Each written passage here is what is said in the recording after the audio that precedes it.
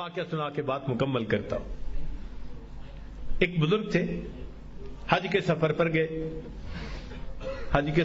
گئے. ان کے ہاتھ میں ایک تھیلا تھا, اس کو ہمیانی کہتے ہیں.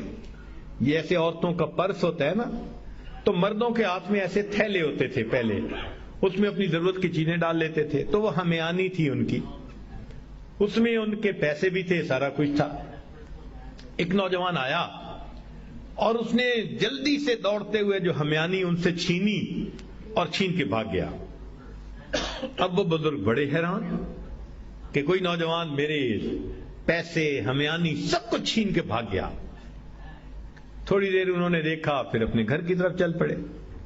اللہ کی شان کہ جس نے ہمیانی چھینی تھی نا, یہ تھوڑی دور آگے گیا تو اچانک جو اس کے کیفیت ہوئی تو اس کی آنکھوں کی بینائی چلی گئی. کئی دفعہ ہوتا ہے نا, بیٹھا ہوا آدمی اٹھے تو آنکھوں میں اندھیرا آ جاتا ہے, تو اس کی بھی ایسی حالت ہوئی کہ اس کی آنکھوں میں اندھیرا, بینائی چلی گئی. لو جی, اس نوجوان نے تو رونا شروع کر دیا. لوگوں نے پوچھا کیوں روتے ہو؟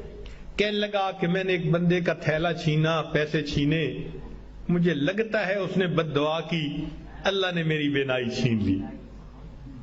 ان کا بھئی وہ بندے وہ کہاں ہے؟ کہنے لگا فلاں حجام کی دکان کے قریب. انہوں نے کہا ہم تمہیں لے جاتے ہیں اور ہم وہاں اعلان کرتے ہیں, اگر وہ وہاں ہوں بڑے میاں تو وہ تمہیں معاف کر دے. چنانچہ وہ اس نوجوان کو لے کر وہاں حجام کی دکان کے پاس آئے. حجام سے پوچھا بھئی ایسا بوڑھا آدمی جو تھیلا لے کے گزرتا تھا, اس نے کہا دن میں 5 مرتبہ نماز کے لیے آتے جاتے ہیں, وہ اگلی نماز کے لیے پھر یہیں سے گزریں گے, تم انتظار کرو. سب انتظار میں بیٹھ گئے. اتنے میں وہ بڑے میاں بھی آ گئے. تو جب اس بندے کو بتایا کہ بھئی وہ بڑے میاں آ گئے, لوگوں نے بھی کہا معاف کر دیں, نوجوان نے بھی کہا پلیز مجھے معاف کر دیں. وہ کہنے لگے میں نے تو اسی وقت ہی معاف کر دیا تھا. بھئی معاف کر دیں. وہ بزرگ کہنے لگے میں نے تو اسی وقت معاف کر دیا تھا. وہ کہیں جی یہ آپ کے سارے پیسے لے کے بھاگ گیا اور آپ کہتے ہیں میں نے اسی وقت معاف کر دیا تھا. وہ کہنے لگے ہاں مجھے خیال آیا تھا جس کی وجہ سے میں نے اسی وقت معاف کر دیا تھا.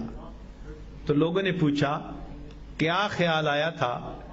تو وہ بڑے میاں کہنے لگے کہ جب یہ میرا تھیلا لے کے بھاگ گیا تو میرے ذہن میں خیال آیا قیامت کا دن ہوگا اور میں اگر اللہ کے سامنے مقدمہ پیش کروں گا تو اس بندے سے حساب لیا جائے گا, اور جتنی دیر میرے اور اس کے مقدمے کے فیصلے ہونے میں لگے گی, آقا صلی اللہ علیہ وسلم نے فرمایا میں امت کا حساب مکمل ہونے سے پہلے جنت میں نہیں جاؤں گا.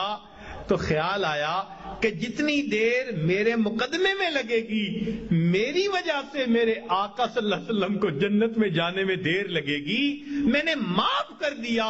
نہ مقدمہ پیش ہوگا نہ میری وجہ سے میرے آقا کو دیر لگے گی. آج ہماری اگر یہ سوچ بن جائے تو ہم ہر ایک کو معاف نہ کر دیں کہ ہماری وجہ سے تو ہمارے آقا کو دیر نہ لگے نہ جنت میں جانے میں. اللہ اکبر کبیرہ.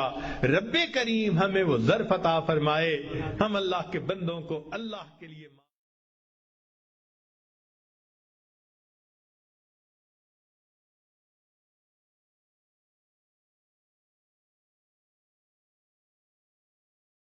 سبحان اللہ. ایک واقعہ سنا کے بات مکمل کرتا ہوں. ایک بزرگ تھے,